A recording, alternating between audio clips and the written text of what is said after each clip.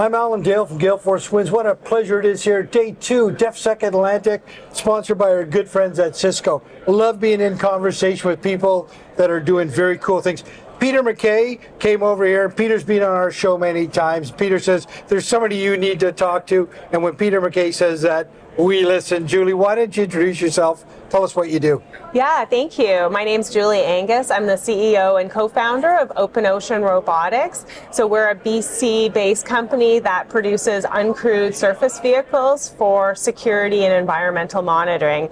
Our vehicles are really high sea state capable. They're self-righting. They carry a range of sensors, and they're able to go out persistently for months at a time.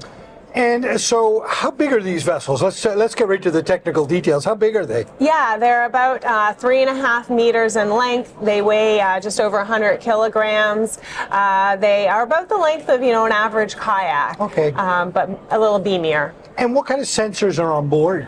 So each of our core vehicles comes with 360-degree visual cameras, thermal camera, AIS transponder, weather station, environmental sensors like single beam sonar, ocean temperature, speed over water, and then we have multiple communication capabilities. We have satellite, cellular, radio, and then we can add on sensors depending on what people are doing. So the most common sensors we add on are active acoustics, so a multi-beam side scan, as well as passive acoustic, so a towed acoustic array. And launched, how are they launched? From sea, shore, air? How are they launched? Yeah, we can launch them multiple ways. Most commonly, we launch them from shore, a boat launch ramp. We have a trailer that a single person can launch it with. We can also do a beach launch, so 3 people can carry the vehicle, or we can do ship launch. We have a launch and recovery system. And are they meant to be pretty stationary, or are they fairly mobile in what they do?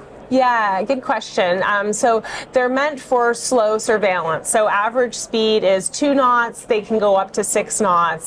So they can patrol an area. You can create a picket fence with them. Okay.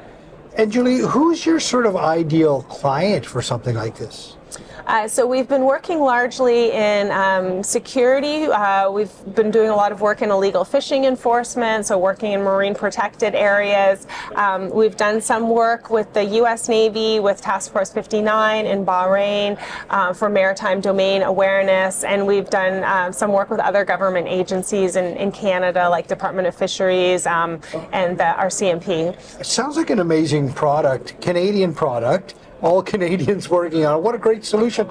Julie, where did the inspiration for this come from? Yeah, so I've loved the ocean for all of my life. I had a previous maritime company designing offshore rowboats and sailboats, and have spent a lot of time in the ocean in small boats. So one of my most challenging expeditions was rowing across the Atlantic, so the road from Portugal to Costa Rica. So that was a 5-month row with just 2 of us in the boat. Oh my God. Okay, I need to pull on that string for just a little bit. I know you got to get to the airport to get back out west, but tell me a little bit about that experience. What were the highlights and the low points of that? Tell me about it. I mean, it was a beautiful experience to see the ocean in all its states for that long a period of time.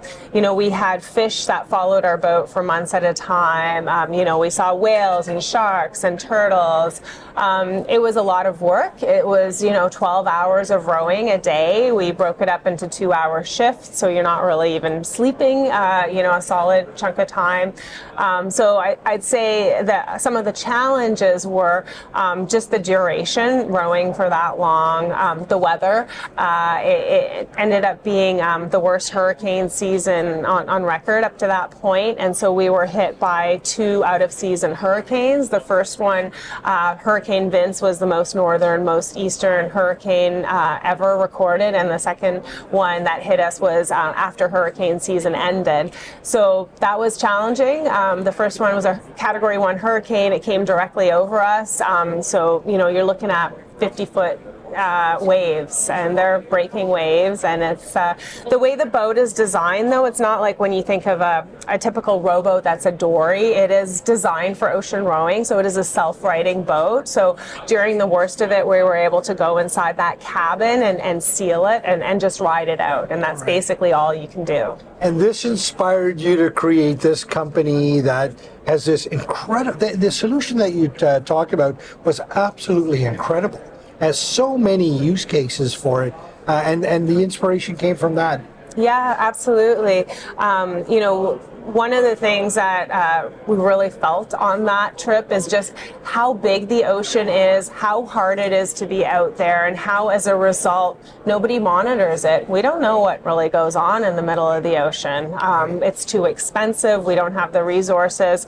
So the goal with this company was to create affordable, scalable platforms that can go out there in those conditions we face, so a hurricane, and can just ride it out and collect that data and then transmit it in real time. So do you envision the product being offered as a service, or do you envision people buying the actual product? Right now, we offer it as a service, as a lease, and for sale.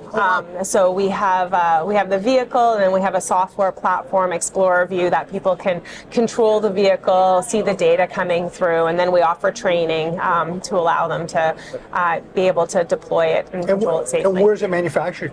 In Victoria, BC. Right in Victoria. Yep. So full manufacturing there, all software is all done right there. Yep, that's our headquarters. So we have a 12,000 square foot facility. We have a team of 27 that's manufacturing, engineering, ocean services. And then we just opened up an office in Halifax. So we have 3 vehicles on the East Coast as well. So we're able to deploy them for how customers want them used. Well, I tell you, when Peter McKay brings somebody to the table, he really brings somebody to the table. I want to tell you, that sounds absolutely amazing. Wish you all the best and much success, and what an adventure you've had already, and what a great company. Thanks for joining us. Thank you so much for your time.